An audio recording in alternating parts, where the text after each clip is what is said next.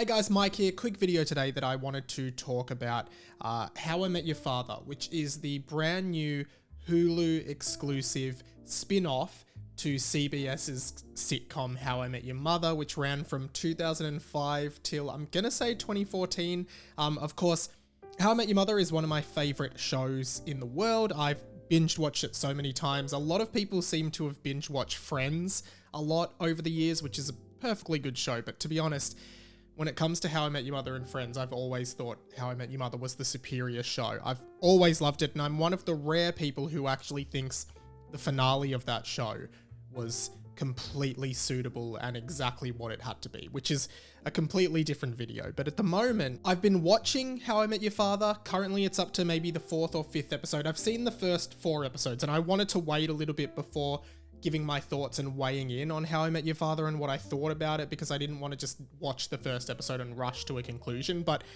ultimately, the point of this video is to tell you that if you've been considering watching How I Met Your Father and you're not sure, I think you definitely should, because personally, I think this is the perfect spin-off series. This is the story of How I Met Your Father.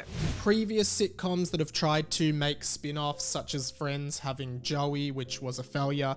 That 70s show actually had that 80s show, and if I'm not mistaken, I believe they are also working on that 90s show, another potential spin-off, which is also the title of a Simpsons episode that is set in the 90s, which is another story entirely. I just go on a lot of tangents. Spread yellow gunk on my pancake heart, country churn girl in my grocery cart. Could he be singing about me? He is! You do, of course, have stuff like The Cleveland Show from Family Guy. My name is Cleve. And generally speaking, spin-offs aren't very successful at all. In fact, they're like a very fleeting way to try and keep a show alive after it's been on the air and wrapped up. You see this with something like Joey, which kind of lost the entire formation or foundation of what Friends was about, which was the fact that it was about friends, and just took one of the main 6 characters into his own world and tried to kind of do a different version of that show with that character in it, and it obviously just didn't work. You see the exact same thing with The Cleveland Show, which I don't think was ever going to work, but just took a character that was frankly a very boring character from the source material and gave him his own show and his own world. And yeah, I think often they are not necessarily cash grabs, but an attempt to drive an audience or continue that show's or that world's existence to the audience. And sometimes it can work. Frasier, I believe, is one of the most successful sitcoms of all time. It was a spin-off of Cheers, so that is one of the I think it was more successful than Cheers in terms of its running time, like how long it ran for, and critical acclaim. It is one of the most popular sitcom spin-offs in the world. But when I heard about How I Met Your Father, I was pretty cautious about it. I know there was previously a failed pilot for a show called How I Met Your Dad, which was written by the original series creators Carter Bays and Craig Thomas, but that never got up. It was kind of then totally revamped into How I Met Your Father, which was a completely different story, different characters, and etc. And I think it was the right move to reboot it, because I really like what they have done. And I think one of the main selling points for this show is the fact that Hilary Duff, who was a childhood kind of Disney star to a lot of people our generation who are now in their mid to late 20s and are the same age as the characters in this show, Hilary Duff was Lizzie McGuire, and now she is the lead character in this show. She is essentially the Ted Mosby. She is the one that is looking for love, and I really like Hilary Duff in this. Funnily enough, when Disney Plus was announced, it was talked about that they were going to do a reboot or revival of Lizzie McGuire that would see Lizzie now as an adult navigating the issues of her adult life in the same style that the original show has, but now aged up and more mature. But Disney pushed back because they didn't want to have a more mature, thematic content being explored in the show, and ultimately Hilary Duff left the show because she didn't think it was her vision of what it should be. And personally, I think maybe she ended up taking on this project because it might have seemed more like what she wanted Lizzie McGuire to be, and I really admire that decision. Structurally, the show functions very similarly to the original series with like cutaway gags and flashpoints and flashbacks and flash forwards to different moments in time, setting up gags that then are flashed back and forward as the original series did. No, I've actually never seen Star Wars. She's never seen Star Wars? Ted, the only people in the universe who haven't seen Star Wars are the characters in Star Wars, and that's because they lived them, Ted. That's because they lived the Star Wars. Of course, the framing device of the future main character telling their child how they met their mother or father. In this case, it is the mother telling the child how they met their father.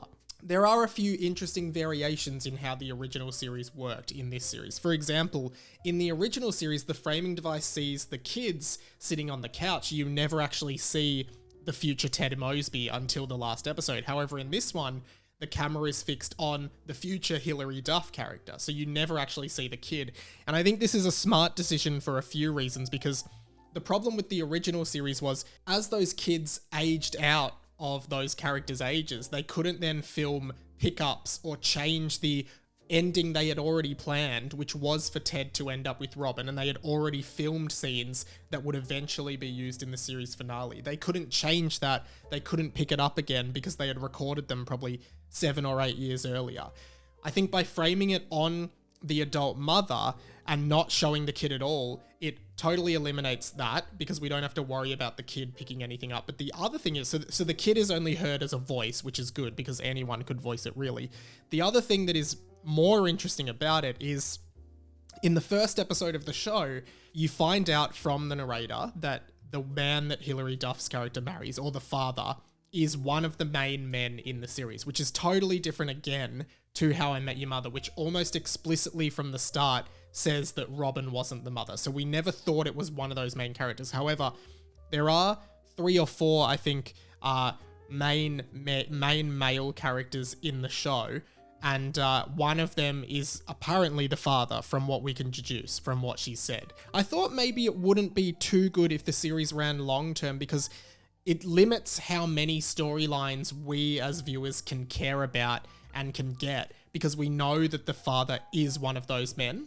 That being said, I guess they could curveball us kind of in a similar way to the finale of How I Met Your Mother, and they could totally change what they've set up. I don't know, but yeah, I have really enjoyed this series. I find it really funny. There's clearly a focus on diversity in the casting, which certainly wasn't there in the original series with a bunch of white actors, the same as shows like Friends, Seinfeld, and I think that's been an issue in American sitcoms for a very long time. There is very much a diverse casting. There's a lot of really great characters. Some of them aren't warming on me as much as others, but generally speaking, I think Hilary Duff is a great figurehead flagship character for this show. I think she really carries it. I think it's great to see her in a lead role in a show, something that she hasn't really been in a very long time, and it's great that she's come back with a franchise that's established and a new take on sort of an existing format. There is one great Easter egg in the end of the first episode in which a couple of the characters actually live in Ted and Marshall's old apartment, and it reveals that Ted and Marshall's swords that they had on the wall in the original series are still there. Wow, love your place. Thanks. It was a total score. We got it from this old married couple who posted it on the Wesleyan alumni group. We even got them to leave their swords. Wow, nice touch. I do really like that this series is set in the same universe as How I Met Your Mother. It does highlight that maybe there will be more cameos or Easter eggs for longtime fans, and I would really like that. I'm a big fan of that kind of thing. I know it's kind of hotly disputed at the moment if nostalgia baiting is creative or just nostalgia baiting, but I'm definitely okay with characters like Ranjit or any other recurring minor character appearing in the show in some way or another. And ultimately, when I think about what a good sitcom should be, or what I think a good sitcom should be, I think How I Met Your Father so far is doing it pretty well, in that I think a good spin-off should capture the essence and familiarity of a show while still being its own thing. And I think it's doing that really well. And one thing I can see it is doing really well is the writing, particularly the writing of the more heartfelt moments that the original series did so well. And I want to make a big call as well. There is a song, Drops of Jupiter, that is mentioned in one of the first few episodes that is a really important song to the main character, to Hilary Duff's character. She loves it. It's like her sad song that she listens to feel better when she's sad. Calling it now, that song will play in the eventual series finale when she meets the father. Can confirm, making a big call now.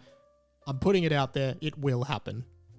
I know the first season is 10 episodes and I think we're about halfway through, but so far, as I said, I've been really enjoying it. Some of the characters not warming to me too much, but generally speaking, I think this is a great follow-up and you should definitely check it out wherever you can. Thank you for watching. Check out some of my other videos and subscribe. And as always, well, actually, I've never said this, but have a great day. I don't know why I said, as always, have a great day.